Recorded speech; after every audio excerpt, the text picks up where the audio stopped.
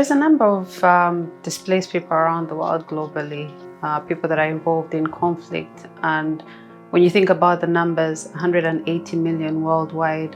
In Uganda alone, we have 1.5 million. In an environment where you have a mix of multiple languages, there tends to be an issue of language barriers, which potentially affects how people from different backgrounds relate and solve problems. My name is Emmanuel. I am 13 years old. I come from South Sudan. When I first come to school, I spoke Kakwa and Arabic.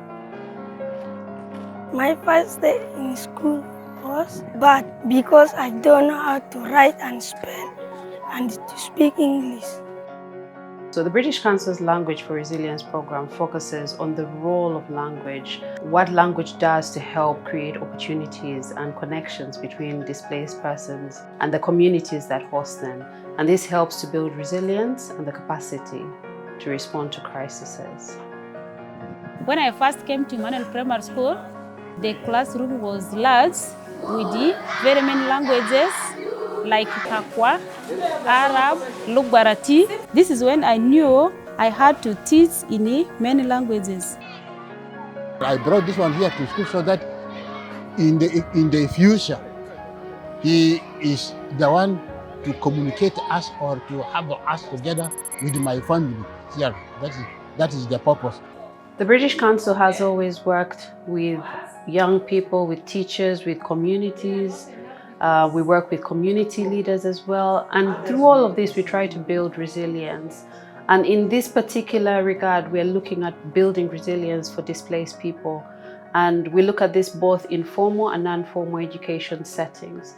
So by using multilingual approaches for learning in schools and extended learning within the homes and looking at adult literacy as well, because we do look at parents through this program as well, we find this is a very meaningful way to support their needs. Our role is to ensure that we are able to build teachers with the capacity to improve language proficiency in schools, but also ensure that there is retention of learners through building their capacity in providing conducive and inclusive learning environment within the school. But also, we play a very big integral role in ensuring that these teachers understand the inclusivity in terms of equity and the gender equality in the schools, where girls, boys, even children with disabilities are incorporated in the teaching and learning process, and they participate actively. Window International Uganda has also a significant role. One of the roles is to ensure that new learners who come from South Sudan and Congo fit appropriately within the school system. We were taught scaffolding. From scaffolding, I learned how to mix English with local language in my teaching. Local ownership is important. It is a key pillar of this project. So we train local facilitators to ensure that cultural relevance is brought into the whole process.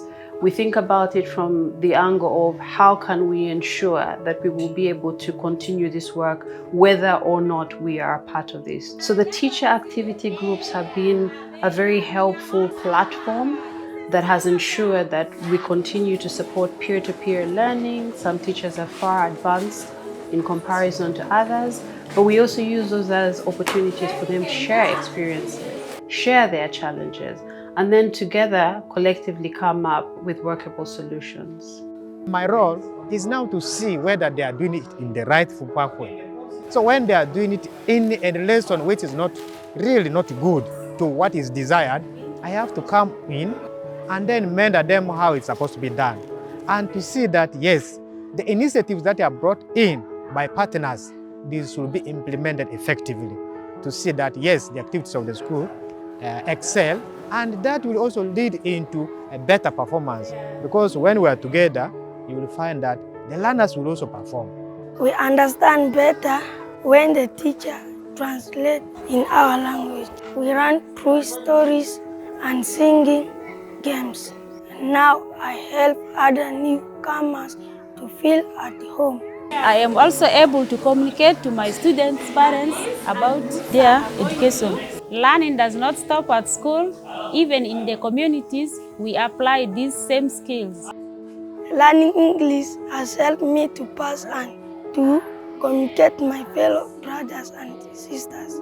When a new student comes to our class, I can translate what the teacher is teaching. I also help my family at home to learn English. Yeah, like, his learning made me experience a lot. I have learned English and I'm better to communicate with other relatives of mine. The knowledge I got from the training is helping me a lot, whereby you use a colleague teacher to translate what you are delivering to the learners in their local language. That one helps a lot. I have seen that language for resilience, when teachers came closer with the learners, and the feedback these learners take home is the positive one. As such, you find parents are now willingly sending their children, and the interaction between the school and the community is now the friendly one. The language for resilience, training or capacity building, has also given a chance to our Ugandans employment. While some of the teachers or teachers from other locations trained as a TOTs, and they also came there supporting the British Council in training our teachers here. So this project embodies the British Council's commitment to inclusion, high quality education, and all of this supports lifelong learning and social mobility. It reflects a global strategy to strengthen education systems in fragile contexts through language learning, intercultural dialogue, and skills development. So all of this contributes to the SDGs, and we're specifically looking at SDG 4 on quality education. The experience we have got, the lesson which we have learned, we shall use it for other projects in other areas. My appeal is to see that this project is taken up by the stakeholders, like the district education office and the district inspector of schools, and even the government. Because we have now seen the beauty of it, we don't need to leave it. We have to keep on carrying to see that we make an impact on this innocent child. I am proud of how far I have come and more proud of what my learners are going to become.